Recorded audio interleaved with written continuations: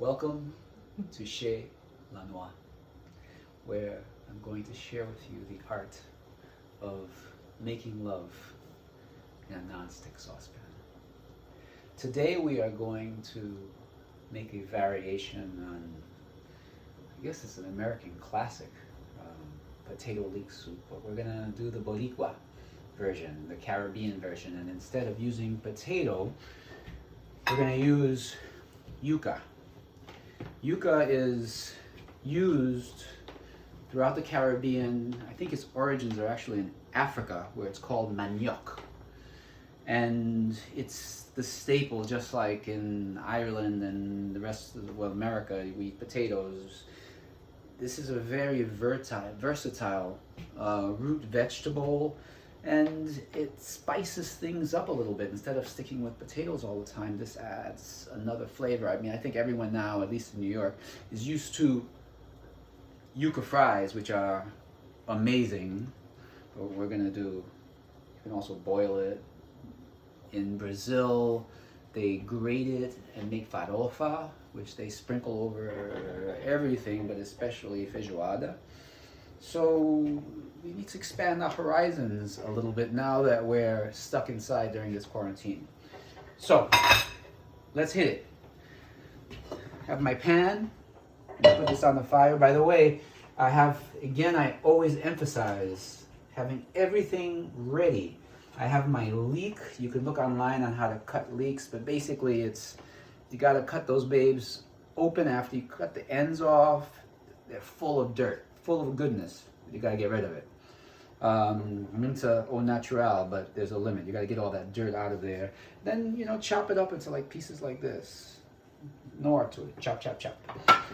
I have my garlic, about 5 cloves in here. Have some bay leaves here. I have my thyme, which is a wonderful go-to. Have some salt, seasonings, black pepper, cayenne pepper. I love cayenne pepper. It's very healthy. And here, often potato leek soup, or in our case, the Boricua yuca leek soup, calls for vegetable or beef broth, or chicken broth rather. I have my own vegetable broth. How? Do you remember the other day we made ratatouille? Well, again, use everything. So, it's been 2 days, and rather than, we're a little tired of eating ratatouille every day, I just took a little handful, blended it. Now we have our base for the potato leek soup. By the way, yuca, it's easier to chop it into little pieces about that thick, and then you get all the skin off, and then that's what I have boiling in here. Now the beautiful thing about this is we're going to use everything, right? We're going to take some of the yuca and we're going to use it for the leek, but we're going to save some, which you can also do. I don't know if we're going to have enough, but what you can do is mash it. So you have mashed yuca, mashed manioc, which is like mashed potatoes, which is actually wonderful. And we're going to use that to thicken our soup to however thick we want it. So again, there are many ways to use everything. So I have this on the fire. We're going to add some butter.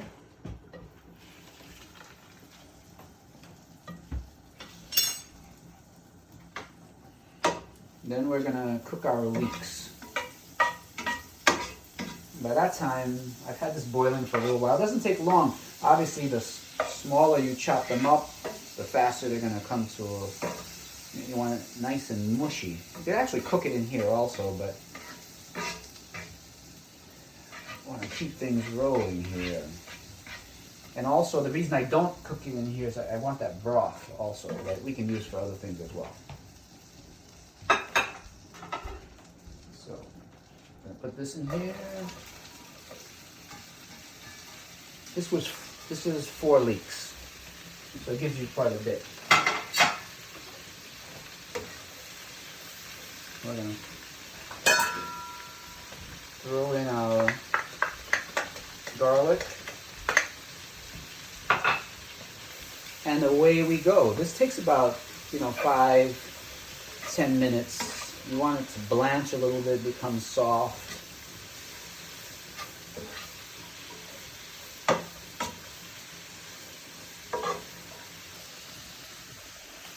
So how you guys holding up? How's this COVID madness treating you? The quarantine, the quarantina. A lot of crazy things are happening in the world. A lot of changes. My lovely wife Ali and I work tomorrow. I'm working the weekend. Pray for me. So don't pray for me. I have my wings. I'm protected. Pray for the world. So many people are getting sick. Many people are dying. Insanity. But I work in Westchester, so I have to rent a car. A little long. It's going to break that up a little bit. Have to rent a car, so I picked up the car. The company pays for the car, thank God. And we decided to drive around the city just to explore. And we went to Battery Park. We went to Theater Row, Times Square. We went to Soho, and it was surreal. The streets were empty. It reminded me of, there's a wonderful film called, I used to be a bit of a film buff, called An American Friend with Bruno Ganz and Dennis Hopper. Remember Dennis Hopper in the Blue Velvet, with the oxygen? He was a wild guy. He was also in Easy Rider with Peter Fonda. But it was like that. It was like there's this wonderful scene that's filmed in Manhattan, An American Friend, and it's filmed on Riverside Drive, right? The highway, somewhere around the area of Jane Street, where the Jane Hotel is. And it was filmed in the 60s or 70s, and the streets were empty. It was desolate, and that's what we experienced today. I mean, imagine Times Square, desolate. Times are changing. So I thought of a comment that a friend made about how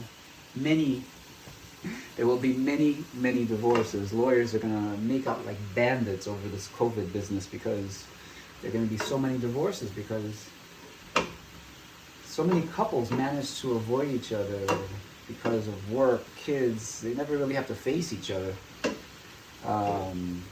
Now, quarantine, they're home all the time, face to face, literally on each other's backs.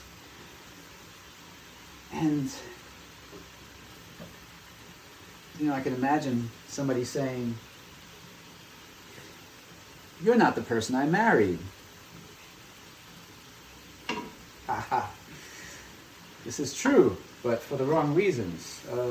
Adyashanti, who is a Zen Buddhist, amazing spiritual teacher, he made the comment saying that, that we hear this so often. You're not the person I married. I'm going to add some salt. The reality, are you ready to face some reality? Because that's what we're facing here. The reality, some cayenne pepper, some seasoning, using herbe de Provence. You don't have to put too much. Just remember, we're going to add and taste as we go along.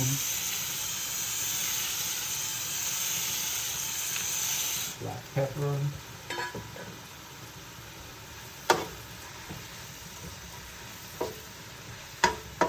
So Adyashanti said, the reality is when you met the so-called love of your life that you're ready to strangle right now.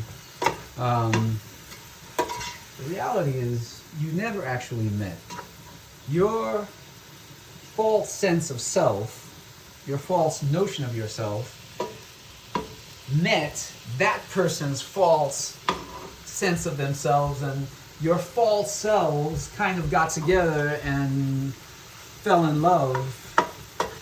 And right now, in quarantine, you're actually meeting each other for the first time. Hello! Rough times ahead. But it doesn't have to be like this. It doesn't have to be like that. So what this made me think of was this idea of spiritual partnerships. It's a Buddhist concept that I'm going to share with you as we're making Boricua. I don't know if it's, by the way, I'm not saying this is not Puerto Rican. I just ran into Irma today, who is Taína Indian from PR, Puerto Rico. And she asked me, what am I going to cook tonight? And I said, just joking, I said, I'm making Boricua Yuca-Leek soup. So I'm going to share this with you. This was introduced to me by one of my many ex-wives, Abigail. And we were Buddhists together. She introduced me to Buddhism. And see how soft this is getting right now? It's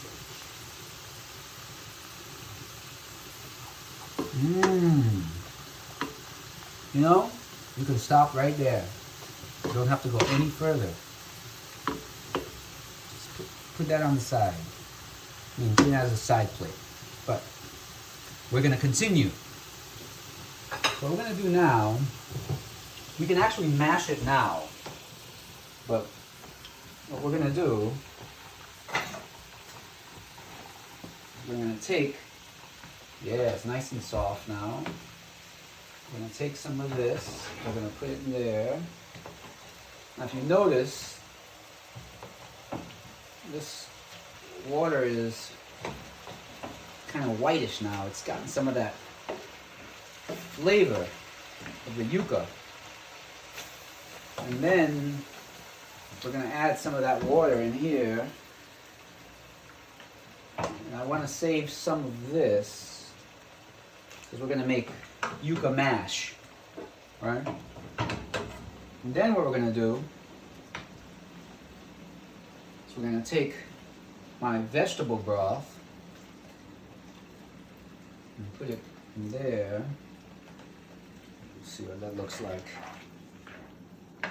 You know what? I may have to use all of the yucca. Again, you know, by the way, one thing I can share with you is this idea of following recipes to perfection. The enemy of good, the enemy of great is perfection. Forget about it. Forget about it. You know, you're starting with a recipe, you have some ideas, just roll with it, you know? Just roll with it. Now I want some of that yucca mash. Now to this, we're going to throw in a shitload. That's what the recipe says. The recipe says, throw in a shitload of thyme. Because we have so much time on our hands, right? It's like, just go for the thyme. We're going to put in some bay leaves. I didn't bother counting them. This just looks like the right amount. Because again, this is how you make a recipe your own. You start out with a little bit of this, a little bit of that. You say, I like this more, or these are the ingredients I happen to have today. Cheers. So what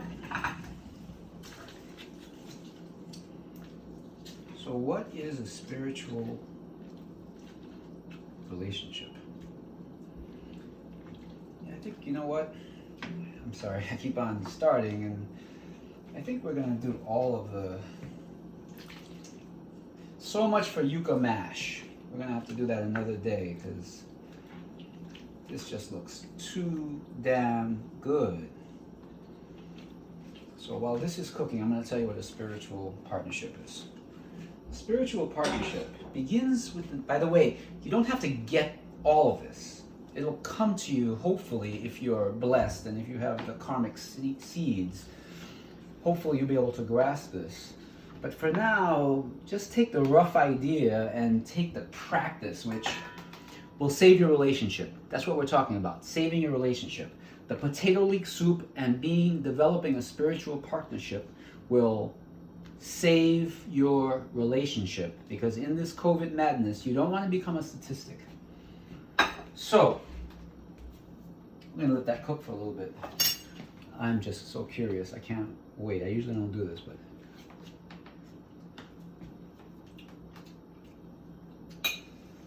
that's some good shit. You know what? I'm going to let it simmer a little bit rather than jumping in with the salt. We can always add a little bit of salt later. And I think what we're going to do is... So, it begins with the idea that there's only consciousness. There's only consciousness, right? Imagine a balloon. It's consciousness. I stick my fingers through this balloon, right? This finger is me. This finger is my wife. This finger is you. This finger is... And all the fingers, and you know, we all look different, but we're all this balloon. We're all consciousness. You don't have to embrace this yet. But there's only one thing, right? There's consciousness playing the role of Richard, playing the role of a bullshit chef and blah blah blah, playing the role of doctor. You can call consciousness God if you want. There's consciousness playing the role of Trump. It's all consciousness. There's only one. So, and we're here to have this human experience. That's what this is all about, right?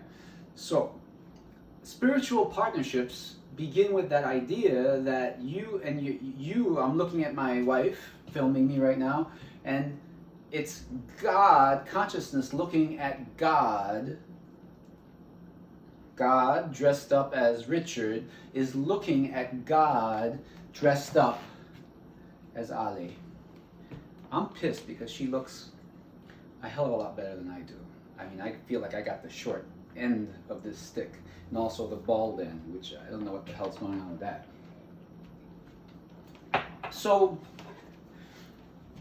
in this spiritual partnership, if you begin with that notion that you are you, your partner is you, that means is a mirror, right? Your partner is a mirror, right? So that whatever it is that's annoying you, whatever you think your partner is doing to annoy you, your partner's not doing anything. You are doing that to give yourself the experience of something. Because think about it. Another person could have done the same thing. You wouldn't have even reacted to it. You wouldn't have cared. But when your partner does it, when your family does it, when, you know, there's this Buddhist joke saying that, you know, this guy, he's been in monastery for 20 years, and he goes to the master and he says, "Master, I'm enlightened." And the master says, "Really? You think you're enlightened?" He says, "Yes, I am enlightened. Finally, after so many years, I'm enlightened." And he says, "Well, I'm happy you feel that way. I want you to go out into the world and come back when you're sure." So the student leaves and he comes back 5 years later, because he kind of learned a few things, saying, I guess I wasn't so enlightened, right? Comes back, look how thick this is getting. I wish you were here to smell this. Right? Comes back after 5 years and says, "Master, I am enlightened now. Thank you for sending me out into the world. I get it now. I am enlightened." The master says, "Are you sure you're enlightened?" "Yes, I'm sure." "Are you sure? Are you sure?" "Master, I am so sure." And the master says, "Go spend the day with your family and then come back and talk to me." Because it's your family. They're the ones, your loved ones, the ones that are close to you. They're the ones that trigger us, right? Right? Come on, right? That's not bullshit. I talk a lot of shit, but that is the word. So, your partner is just doing what you want to be done to you to give you the experiences that you need. So whenever your partner annoys you, and this is the tricky part, when they annoy you, like you're like, ah! You bow to them and you say, thank you. Thank you for holding a mirror to me, to show me this side of myself. That's some deep shit. I wrote a poem. I'm going to share with you a poem later, but I wrote a poem many years ago. And I wrote this wonderful line. To my eye, I thought it was pretty wonderful. And it said, I wish I could hold a mirror large enough for you to see your wings. Your reaction would delight the gods. We're all mirrors for each other. That's all. There was only one. You're just seeing yourself through the world, through everybody else. So if you take this approach in relationships, one, you're saving yourself a lot of trouble. You never get upset because whatever your partner is doing, you did it, dude. It's like you kind of, it's kind of schizophrenic, right? It's like, okay, I know I need to work on this aspect of myself that I lose my patience in. So what I want you to do is I want you to do this so that I'll get upset so that I can have that, because it's not enough just to think about it. I need to feel it. I need to absorb it, okay? Are you ready? Okay, all right. I'm gonna be you now. Okay, so, bitch, I told you, how many times do you have to do the dishes? But babe, I'm reading. You always do that. I mean, can you help? Can you the baby's crying? But I just came back from work. You get it, right? You've assigned each other those roles just so you can have that experience. So when you finally have that experience, you say, thank you. Woo! Now I know, right? Now you've had that experience. But often we go around pointing our fingers to the other person, right? And one of my ex-wives used to say, remember, whenever you point your finger on somebody, there's one finger this way, but you got 3 coming back right at you. Very different approach. So, taking that approach, there's no need to fight. It's a learning. Everything becomes a learning experience because you're learning about yourself. Now, here's one really important point here. Now that you're gone, you're on this highfalutin, high and mighty track of self-development, and you cannot ever expect your partner to do the same. That's not part of the deal. He or she did not sign up for that. You want to do this, that's because you see it, go for it. But don't exist. It'll be nice if both parties can say, yes, let's be spiritual partners so that we can fully learn from each other. So it gets a lot deeper than that, but I think that's the gist, right? You can start playing with that, and I guarantee you this will be the salvation. Because oftentimes, the first thing we want to do is run away, right? You're in a relationship, there's some trouble, and it's like, okay, I'm done with you. Talk to the hand. I'm out. And just as long as kids aren't involved, all is fair in love and war, or in times of COVID. But if you're old enough and you've been through enough relationships, I think you'll have to agree. You run away, you run halfway around the world, and you end up in relationships X, Y, and Z, and didn't you find yourself in the same exact situation? I mean, it happened to me. I remember this, right? Sitting with my ex-wife, who I love dearly, Not as much as my present wife, of course. Um, um, it seems like every single time I was getting into the same arguments, having the same discussions, and there was a point I realized there's something very strange going on here. There's some kind of a conspiracy going on, because I've been in the same exact situation before. These are different people, so I had the insight to realize maybe it's me. Is that a possibility, that I'm the problem? But again, it's not you're the problem, because your partner is you. That's why you keep on bumping into the same person, right? Or, the person seems to be a little different, but they're, you're in the same thing. So you think that by running away, you're going to get away and somehow find somebody who's going to understand you, somebody who's not going to blah, blah, blah. Trust me. Please. It's not going to happen. It's time to do things differently. Now, normally, right, in normal times, you can run away, you had excuses, you had work. But right now, we're in quarantine, and who knows when this is going to end, because you know what? No matter what they tell you, we're in for the long haul in this, because we're going to go through the first round, we're going to get a little bit better, and then it's going to hit us again. Remember, that's what happened with the Spanish flu in 1917. Everybody thought it was done, and it came back again. So life is different. Get used to it. Things are not going to go back to the same. So why do you want to be the same? Are you so high and mighty that you want to stay the same? No. Do the world a favor. Do your partner a favor. Do your kids a favor. Embrace the change. Look inside. So I'm going to read to you a poem.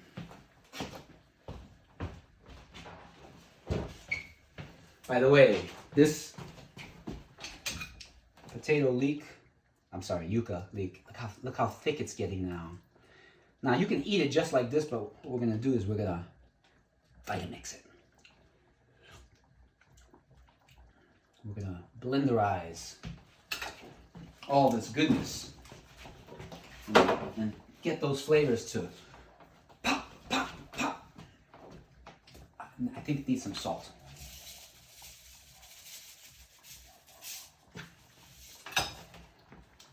Okay, and I think the yuca, what I'm going to do is I'm going to just take one of these yuca out, and we're going to, goddamn.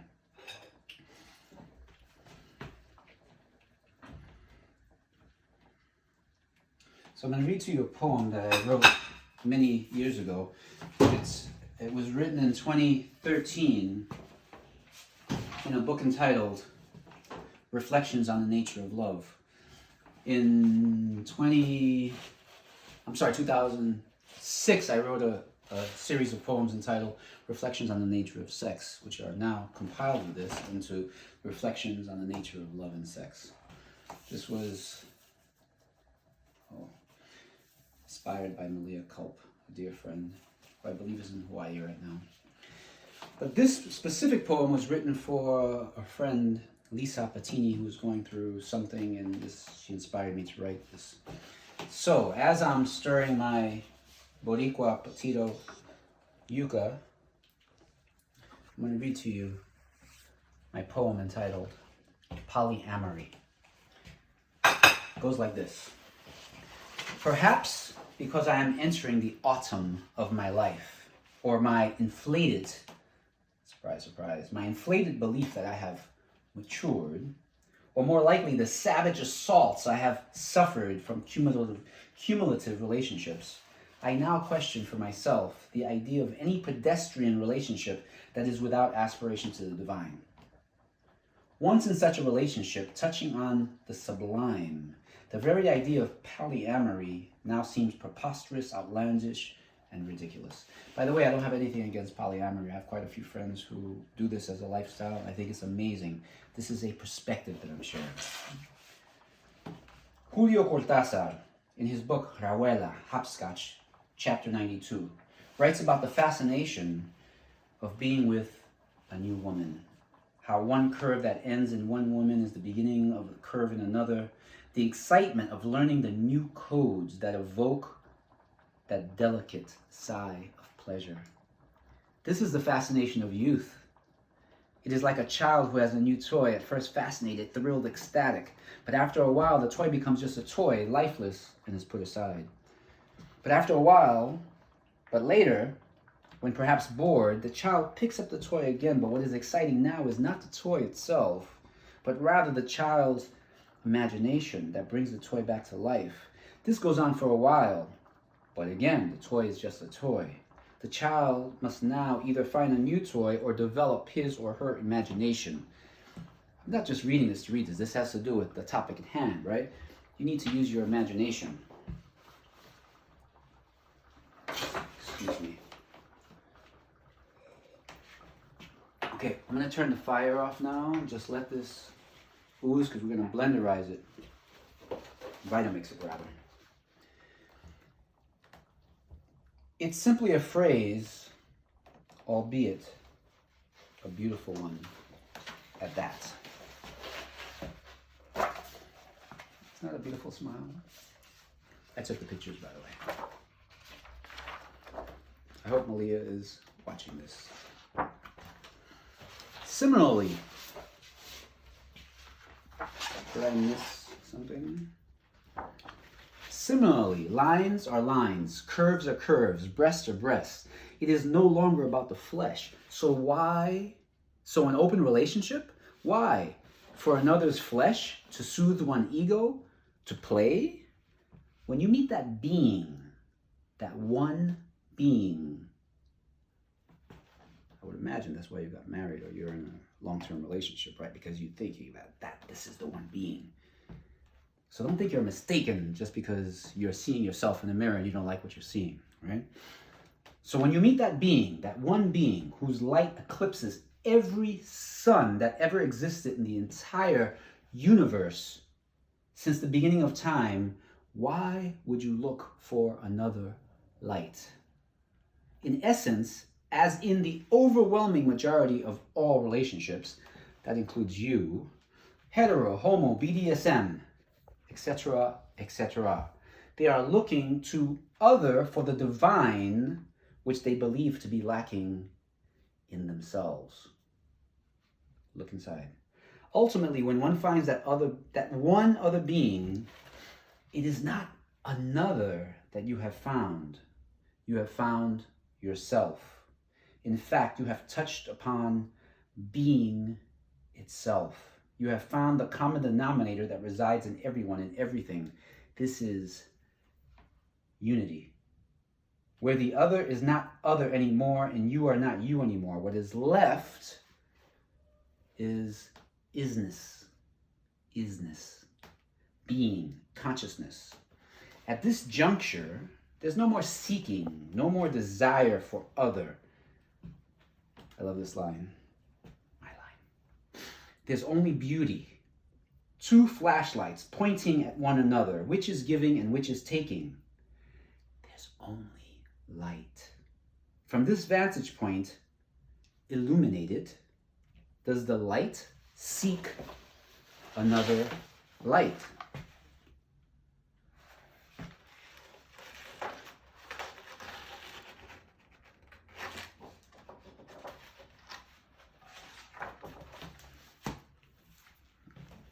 So, all that is to say, that person that you met, maybe you actually got together for the wrong reasons, but that is the person you're supposed to be with. Now, I'm not suggesting that anybody stay into a horrible situation. I mean, if somebody is physically abusing you, psychologically abusing you, you say, fuck you, I'm out of here. You want to take it a little further and wait till they're asleep? Let's not go there. Don't stay in a horrible situation. But short of horrible, and you have to decide what horrible is, it's all you. You've created this situation. So, say thank you for the experience and look inside and work on that. That's where the magic begins. When you stop pointing your finger at the other person and you start realizing that it's all you, it's always been you because there's no one else.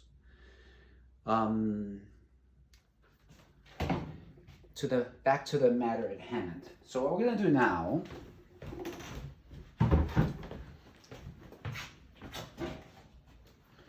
is we're gonna, actually, you know something? I usually make a mess whenever I do this, so what we're gonna do is we're gonna ladle this in to avoid a grand mess. By the way, we do have to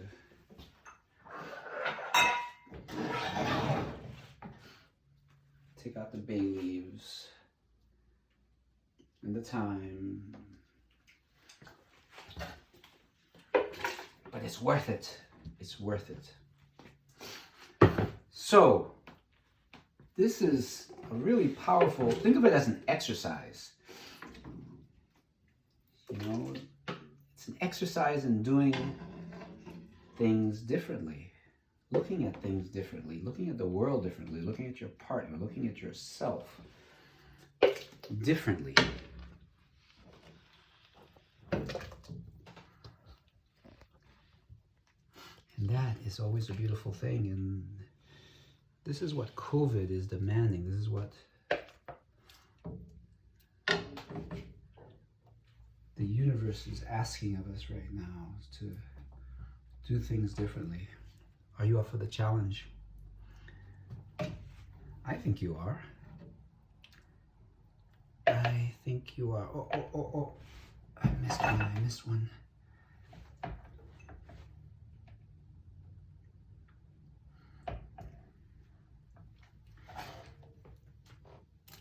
Oh, okay. I'm getting a little fuzzy right now.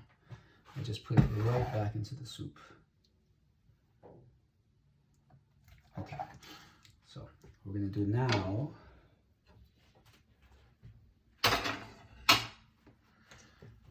is we're gonna go to the Vitamix. You have to be a little careful because this is hot, and if you just like put it on full blast, this will explode in your face and all over the kitchen. So we're gonna start like really low.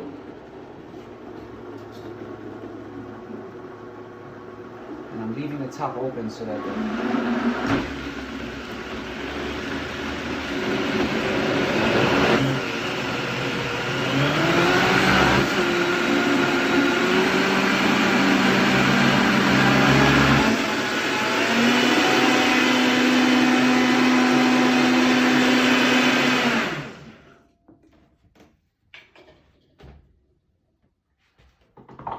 you don't have to beat it to death.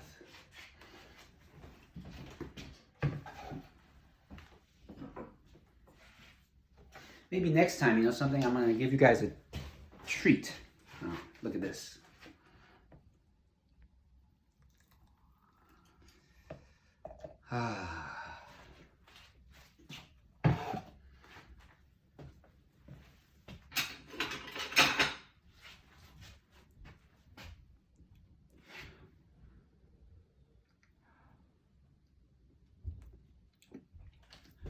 This is to die for. I mean, all right. I'm gonna let you guys go now because I have some Boricua Yuca-Leek soup to eat. Love you guys. Ciao.